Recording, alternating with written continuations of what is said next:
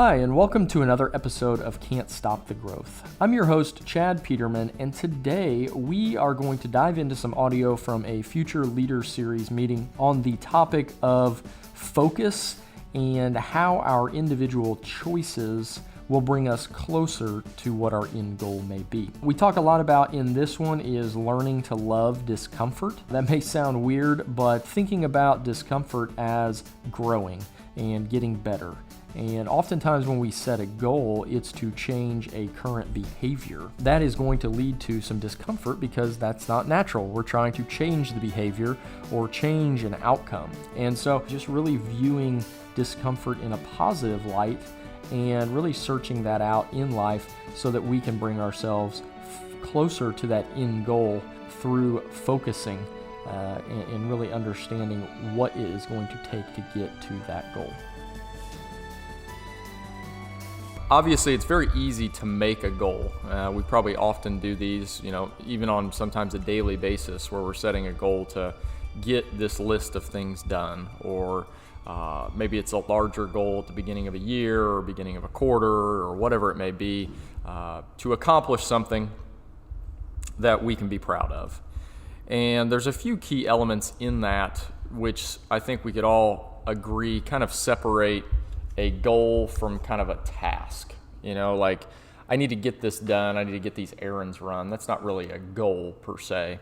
Where goals are more often categorized as something larger, something that's going to take a little bit of time to get to. It's not easy. And I think that's the one thing that makes goals challenging. Is it does take time. It is a little bit tougher to achieve, and we've got to be passionate about a goal. I think that's the one thing when you sense that passion for achieving something, that's what makes it a goal as opposed to just a to-do or a task or whatever it may be. And then figuring out what work is needed. So we're passionate about something, and then sitting down to understand what is needed, and then to break it down. I was listening to an interview with Kobe Bryant, who is I've never been a huge Kobe Bryant fan. I think because I'm a LeBron fan, so you can't be a Kobe fan. But listening to this interview with him. And just how he is known for just being kind of ruthless in accomplishing things, in being the best. Kind of his mentality above all else was what made him kind of stand above the rest. And he broke it down to, he was telling a story about how when he was 12, he wasn't very good at basketball. And there again, we're talking about maybe one of the 5 all-time best players to ever play the game. And at 12, he was just not very good. And he kind of sat down and broke down his goal of getting better at basketball. What he looked at was there's 365 days in a year. Most kids that I'm going up against, that I'm trying to get better than, are practicing and playing maybe twice a week, 3 times a week, for maybe an hour or 2. So if I practice and play every single day for 2 hours, call it, how much better can I get by the end of the year than those people are? So from the age of 12 to the age of 14, he did that. He practiced literally every single day for 2 to 3 hours, or practiced or played or did something concerning basketball. And what he said is he broke it down to kind of the fundamentals of what was going to make him a better player. And it was, dribbling, shooting, passing, whatever it may be for that particular time period. But he was working on it every single day to get better. And he went from, at age 12, being just a, kind of average player, if you will, to at 14, he was the best player in the state. And it was simply, and he attributes that to nothing special. He even says he never really grew substantially until he got to high school. So this is all like 6th, 7th grade where he is working on what he wants to get really good at. And mind you, it wasn't too long after that he went to the NBA. So from 12 to 18, he got really good enough to skip college and then go on to the NBA. But I thought it was very interesting how he broke that down and what that all comes back to, and it really comes back to choice. He made the choice I'm going to work every single day on this, and while today it may not look like I accomplished my goal, and it's very easy to get frustrated, those small choices each and every day ultimately led to achieving a big goal. And I think sometimes, and I go through this too, is when you set kind of a big goal, it's oftentimes overwhelming. Like, how in the heck am I going to get there? I'm here and I've got to get here. What's going to take me along that path? How am I going to get there?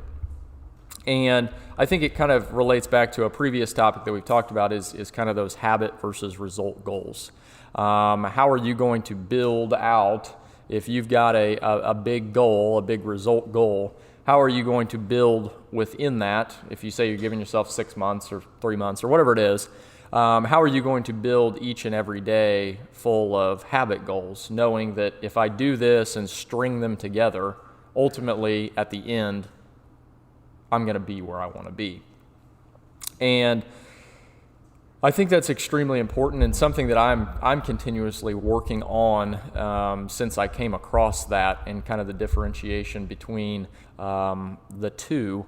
But I think in the story of Kobe Bryant, obviously he broke his result goal down into a bunch of habit goals. His habit goal was, maybe for 2 weeks he was going to get really good at a free throw, and then the next one he was going to get really good at creating his own shot or whatever it may be. And so I think he really took this to heart. It's kind of funny to think of a 12, 13, 14-year-old kid understanding the importance of, I just got to work literally every single day, and I'll work far more probably. I mean, if you worked every day and everybody else is playing 2 to 3 times a week, there's 52 weeks, so twice a week, so you're going to have 52 or 100 sessions of playing, whereas he got 350 sessions of playing. So, he basically tripled the amount of output in a year. And his thinking behind that was just how much better could I get if I just do the work every single day. And I think that's the next step in achievement, is understanding what work needs to be put in and then being okay with putting that work in. The unfortunate or fortunate part of any goal and how you're going to get there is living with being uncomfortable. Obviously, there's a bunch of you guys working out and doing your thing. Well, that's uncomfortable.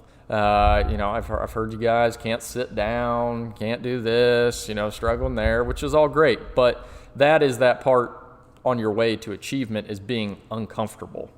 And the more I was doing something earlier this week, and being uncomfortable is the only way we truly grow. If we just, I think about it in terms of working out. If we just went in there and were comfortable the entire time that we were working out, more than likely we're not going to see many results because we're not pushing ourselves to get any better. And I looked at it as, taking the comfort comes from knowing that we're moving forward through discomfort. And I think that is the thing that oftentimes gets in the way of achievement, is people aren't willing to be uncomfortable. Well, I'd rather do this than the uncomfortable thing, which we all know is that when you set a goal, it's because you want to do something that you're not currently doing. What you're currently doing is the comfortable thing. What you're not doing and what's going to take you to your goal is the uncomfortable part of it. And I think it's important to understand that it's going to be uncomfortable. I think too often people think that, this goal, if it's comfortable the whole time, it's probably not a goal. It's probably just a kind of a to-do, that you're going to get done. Whereas the more uncomfortable you can make yourself, the further you can go. I always look at it as one of the things I've started when I work out is if I'm doing a workout and by about halfway to 3/4 of the way through, if I'm not uncomfortable, if I'm not breathing heavy, like I need to do something that's going to make me get to that point. And it's nothing crazy. Like if I set out to work out for 45 minutes, I'm going to work out for 45 minutes. But if I get to about that 25-minute mark and I'm still just kind of loady-doing around, we need to ramp it up a minute. Or figure it out, or if it's a running workout, well, maybe turn up the speed or whatever that may be. And just finding those things where in our lives, obviously there are times to be comfortable and times to hang out and enjoy. But when it comes to achievement, it's where can we make ourselves uncomfortable in life, to get better. I often think about this in the same light of when we teach service technicians out in the field. It's, can we get somebody to take what we have taught them from a classroom? We've taught them to ask open-ended questions. We've taught them to explore the home with the customer. But there again, if you've never done that and we're teaching that to you, that's very uncomfortable to do.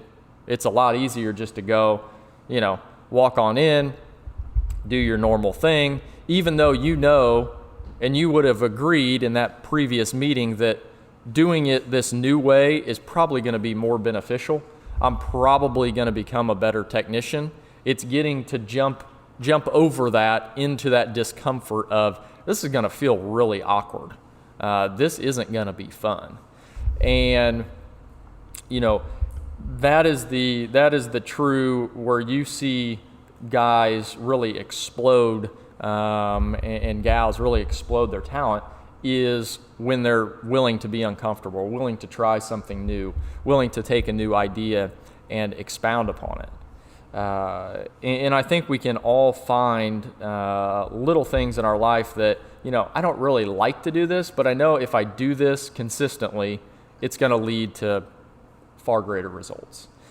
And I often look at different things in my life, and especially my wife does not understand why I do certain things, and I may not even understand why I do some things either. But like waking up early, for me is a source of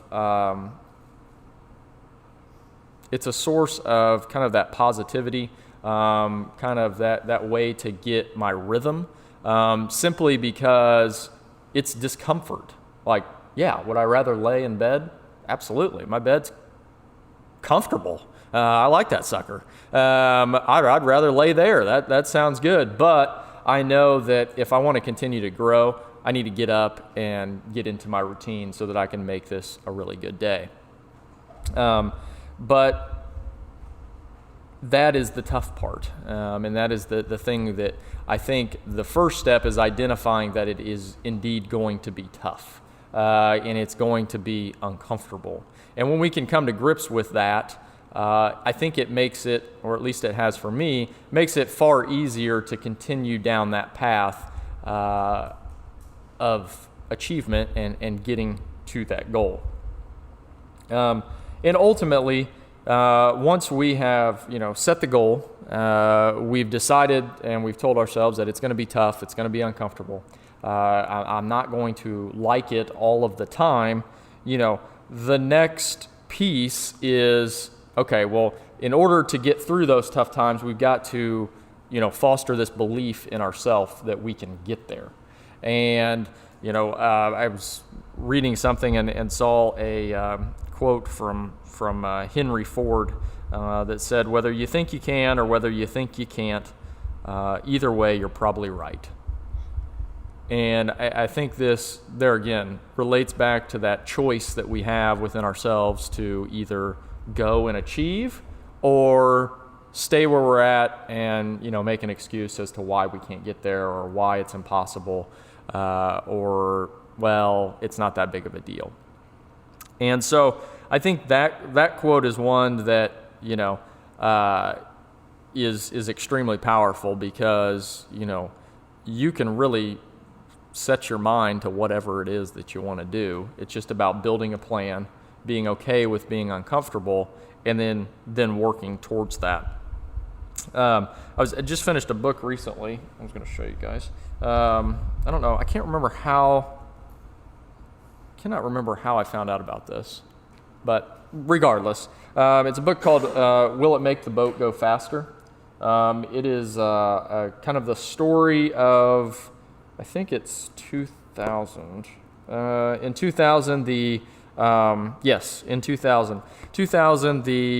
8-man rowing team from Great Britain won the Olympics, and it's kind of their story from probably maybe early 90s, and it kind of chronicles their way through it. The cool part is it, like, each chapter is broken up into, it kind of gives their story, and then the author or the co-author. So the author is Ben Hunt Davis. He was part of the rowing team.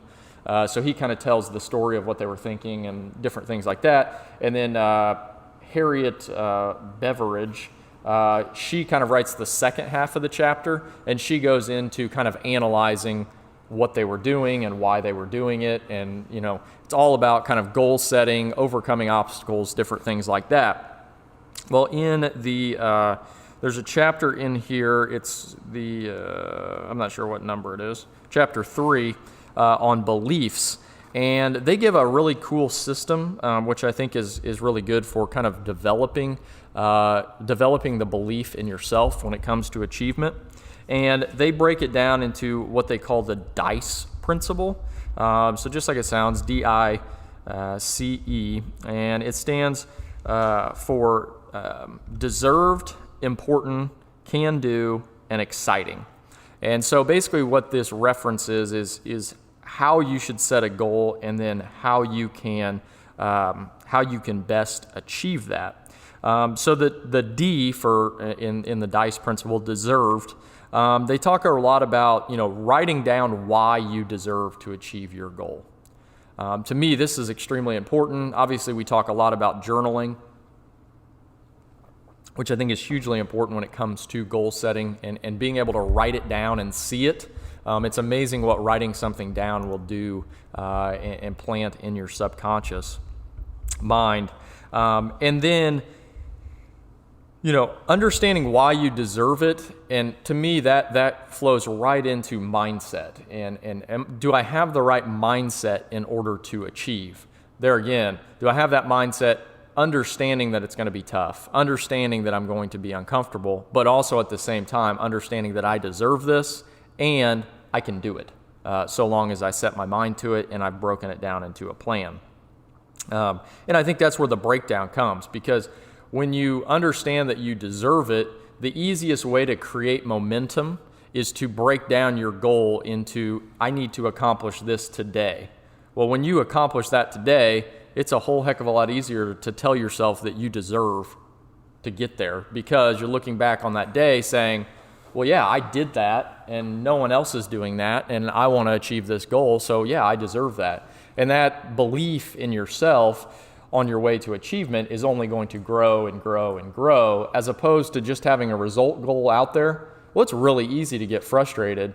You have a bad day, you're sick, whatever the case may be. It's very easy to get frustrated and just say, well, maybe I don't deserve to, or, well, I'm just going to go do this, instead of, staying on that path to why you want to be there. The I is important. So understanding why the goal that you have set is important. And so this has been kind of a a cool thing that I've seen here in business, and then also personal stuff. So, obviously, working out is kind of an easy example, but, why are you doing that? What I have found for me personally, in being able to go and eat right, stay in shape, do all that stuff, is I want to do that so that I can be here a long time to spend with my kids. And for me, that's a lot easier to pull myself out of bed than to think, well, if I get up, let's all be honest, if I get up and go work out, like if I'm just doing it to lose weight or, whatever it may be, I'm not going to see that result tomorrow. Let's be honest. It's not going to happen, and then it's very easy to get frustrated. I'm going to have to string together quite a few of those in order to see some significant results. And that can be frustrating, especially if you're waking up early or have to go after work, which is an even more daunting task, I think, sometimes. But if there's that higher purpose there of anytime I go work out, I think, well, this is going to make me healthier, which is ultimately going to hopefully make me live longer, which I'll be here to teach my kids. I'm sure that they cringe when they think about that, but be here to teach them everything that I know. And so I encourage you to do that as you set goals. Is what's that higher purpose? And I think we've seen that here in the in the business as well. People often ask, what do you attribute the growth that you've seen to? And yeah, we're doing a lot of right things. We're finding a lot of great people, but to me, the biggest driver of what we are doing is our understanding of what we're truly here to do, and that's impact the lives of our customers and our employees. Well, when that is our driver, it's a whole heck of a lot easier to work on the weekend. It's a whole heck of a lot easier to come in here and think up this stuff and teach it, because ultimately that's our goal. And what we found is that when that's our goal and it's tied to that higher purpose, people gravitate towards that. People want to grow. People want to get better, as opposed to just saying, our goal is to achieve, $15 million this year. Well, that's wonderful, but who gives a rip? Whereas it's our goal to impact even more and more people. Well, at that point in time, that's a higher level. Not many places are saying stuff like that. The C in there is refers to can do. So can I do this? And more importantly, not can I do this, but how can I figure out how to do this? And to me, this is, there again, why you guys are sitting here. You want to get better? Well, you look at this as a step of, this is how I could get better. And this is another one that I think we, as a group here, really embrace is, there's a lot of situations that, I look at the sewer department right now. We've been wanting to grow that since we got it up off the ground a couple of years ago. And it's not about getting frustrated. We know we can do it. It's just a matter of figuring out how in the heck that we can do that. There again, we just revamped the entire process here a couple of weeks ago in an effort to try to figure out what are we missing, how can we grow this even more. And so I think it would have been very easy to get frustrated in that. Like, yeah, it was moving along, but we wanted more out of it. We felt like there was more there, and we have a collection of people in that department that need that growth so they can continue to grow their own roles. So there again, always, how can I figure this out? You can figure it out. It's just a matter of that effort that you wanna put in to that. And then the E is for exciting. So obviously, a goal, if you're going to stay motivated, has got to be exciting. What's that reward? I think that's extremely important. So, tying, what are you going to do for yourself if you achieve that? Tying it to that bigger purpose, well, is that exciting to you? And I think we can all find things that we can get excited about in relation to our goal, or there again, if we tie it to that higher purpose, is that truly the excitement piece that gets you there? And tying to that last, that last piece is, and we've talked about this too through journaling and scripting and different stuff like that, is the best way that I have found with goals is to really take the time to visualize what that result feels like. What is it going to feel like when I get there? What is it that, it will look like?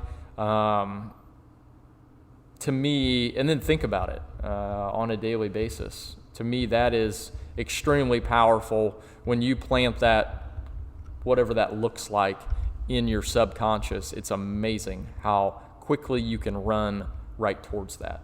I often think about, what we're building here, and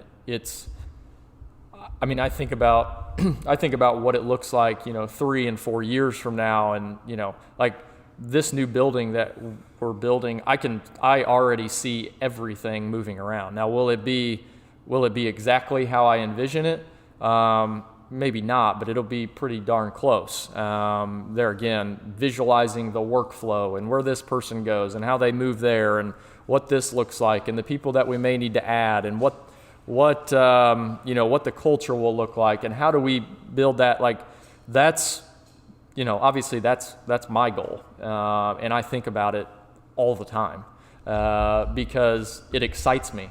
I know we can figure out how to do that, and it's bigger than me. It's bigger than everybody here because we've yet to figure out all those pieces, and that's the cool part. That's the fun part is dreaming and thinking and how are we going to get there, and then what's that going to feel like?